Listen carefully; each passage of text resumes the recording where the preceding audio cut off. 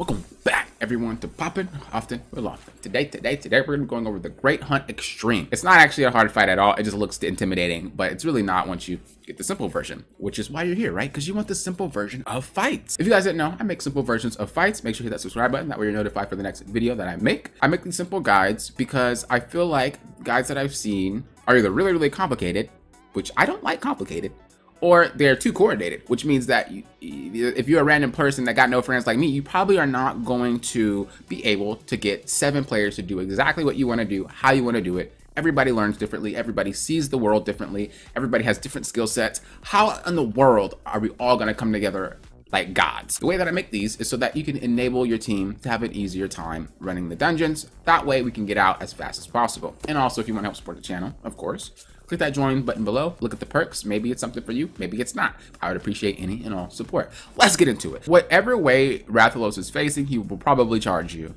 A very easy way to know this, because his model changes a lot in terms of like movement, flying, and things like that. You don't really know what he's gonna do because it looks really, really weird, and it's kind of scary.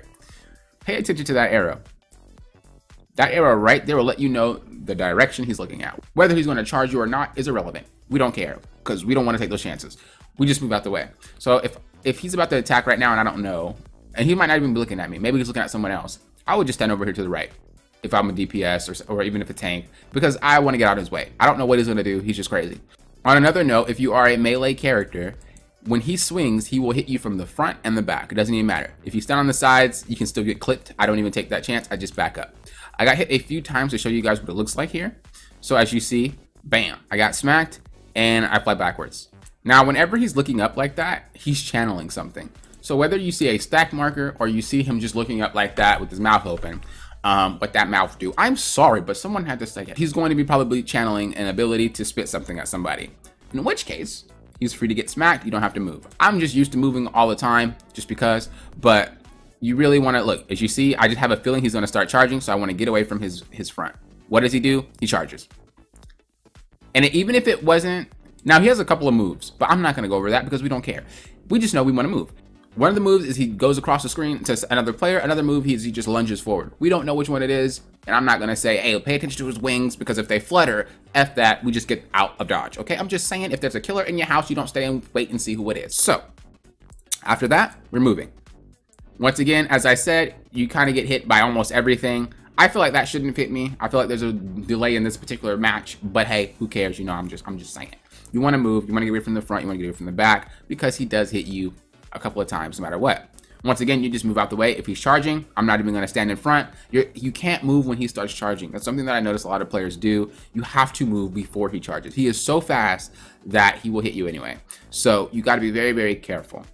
And as you see, when you do get hit, sometimes you do get stunned. When you are stunned, you can't do anything. So if he decides to hit you with a 2-piece combo no biscuit, you're probably gonna die, especially if you're not a tank. So be careful, remain full HP, use your little duty potions right there, the mecha potions. It will put you to full HP, and that's how you wanna go about it. In Extreme, you only have 3 lives to share. So one player can wipe the whole entire thing if they just keep dying. Look, and that's why we are the warriors of light, because we stick together. You know, we are one another. We stick together. We love each other. If one of us caused a raid, we kick them out the park. No, I'm just playing. Square, don't ban me. I'm just playing. I wouldn't do that in the video. Okay.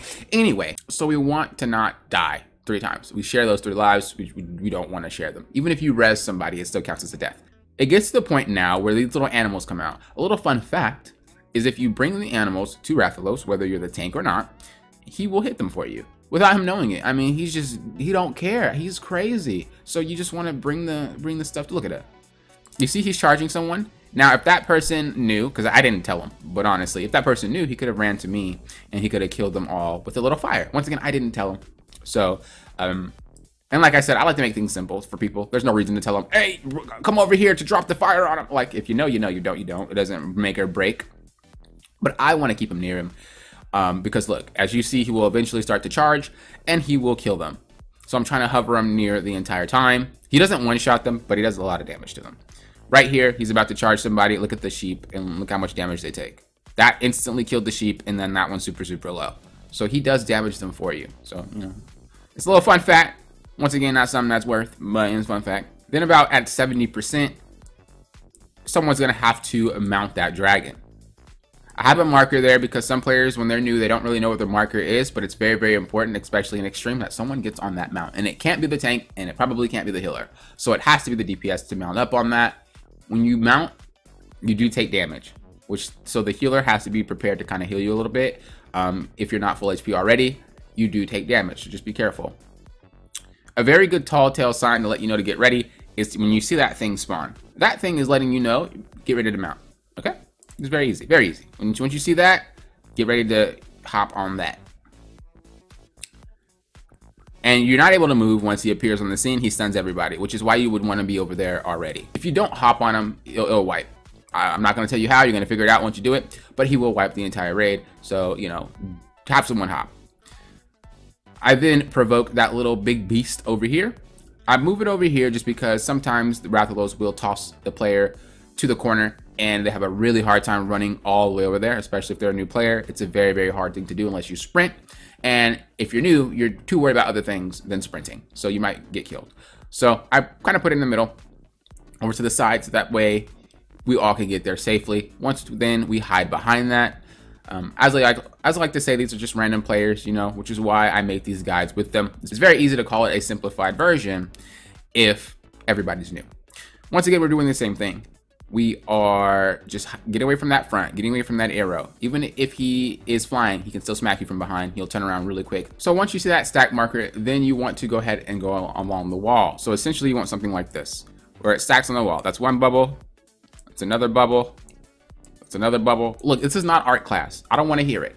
And then you have all the bubbles kind of aligned, and it's a very, very small spot. That way, if someone gets smacked, it's a very small chance they'll get smacked into that bubble area. So we'll demonstrate it what it looks like here. So it's a little too spread out when that player does it, and so I just kindly typed to him and I said, you know, hey, try to keep it a little bit closer. And then he started to keep him closer because you don't want them that spread out. If someone gets hit, there's a higher chance that they're going to get hit into that lava, and if they do get hit into that, you're not alive anymore. So, you know, we don't want that, which is why we want to keep them as condensed as possible. Once again, the whole entire fight's the same. We just move. We move out that way, that arrow. Do not wait until he charges you. I repeat, just move if he's looking at you. So once again, he's charging his stack marker. You do not want to stack on that marker. If you stack, you're going to waste your potions. One potion is better than wasting 4, right? If we all stack on that, we have to then heal because he can one-tap everybody. So why would we all stand there to get stack on it if he's gonna, it just doesn't make sense. We'll have to waste the potion anyway, and it'll be 4 every single time that he spits instead of 1. Once he's down, hit the tail. We got to break the tail before we can actually kill the boss.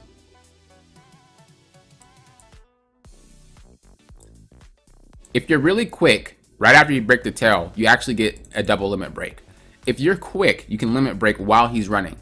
When he's on the ground, he takes bonus damage. So the limit break will actually do a lot of damage. When he's in the air, he's tankier, and you don't really do any damage to him until you knock him down again. So if you do the double limit break right now as he's running away, you can get another limit break when he's down again, or at least by the time the fight's over. So definitely want to be able to have, you know, 2 limit breaks instead of just 1 limit break at the end, right? So again, we're just kind of staying to the side, nothing too complicated, right? As I said, stay away from that arrow and you'll be fine.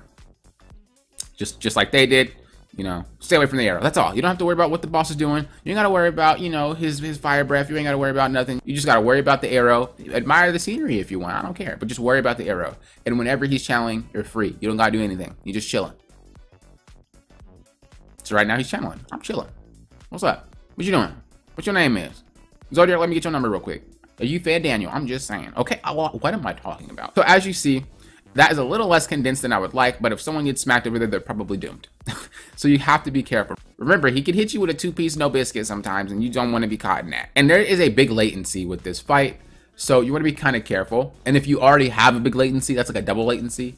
A lot of his hits will register when they shouldn't, especially if you have a really big latency on your end as well. So it's better to just move before he, you know, swings at you, because if he swings at you and you try to move, you're probably gonna get clipped anyway. Get him down again, and it's the same thing throughout the entire fight. This time we're just having him down. Okay, and we fight him again. And as you see, look how big that limit break is. So if someone would have popped the limit break, I don't tell people to do this because it's not really, it doesn't matter. But if someone would have popped the double limit break, we actually would have had another limit break right here and we would get out faster. So, you know, my name's with quickness. What can I tell you? I like to be fast, okay? If you guys have ever partied with me, you guys know my dungeons are quick. I try my best to be fast. So that's just a thing for me. But that's the simple version of the fight. If he's channeling, let him know, hey, what it do, baby boo, okay? If he's not channeling, move away from that arrow, and on those stack markers, stand to the side. Oh, and by the way, when someone's riding that Mastodon, if someone's riding Rathalos, you have to make sure that the healer pays attention. Oh yeah, and one final note that I just forgot. Isuna burns. During the second phase, you can't heal unless you drink potions. But when people get hit, as you see right there, there is a burn on them. Healers, make sure you Asuna those burns when you can. Don't go out your way to just spam Asuna because you will get hit. Make sure you're in a safe spot and then Asuna them. It really does save their life, okay? One more time recap. Stay away from the front. Stay away from the back. If he starts roaring, he's gonna attack. If he ever roars, he's attacking. So just move. If you really are having a hard time, just move whenever you hear him screech. He's gonna do something, whatever it is. He ain't looking to text your mama. Second thing is when he's channeling, hit him. That's it. The third thing, when he's about 70% HP, he's gonna make someone mount him. When someone's mounting him, kill that thing. Once he's dead, hide behind it so nobody gets hurt. During the second phase, when you have the stack marker, go to the edge, drink a pot, get hit, drink a pot, get hit, drink a pot, get hit. That's the fight. When he's down to the tail. Literally, what, that's 4 things? That's 4. Y'all telling me y'all can't do 4 to 5 things. Y'all can do 4 to 5 things. One of them things should be subscribing so that way you're notified for the next video. And if you want to help support the channel, click that join button. I'm just saying, you got to give the plugs wherever you can. Thank you guys for watching. Until next time, I always say thank you for what? Popping often. Well, often.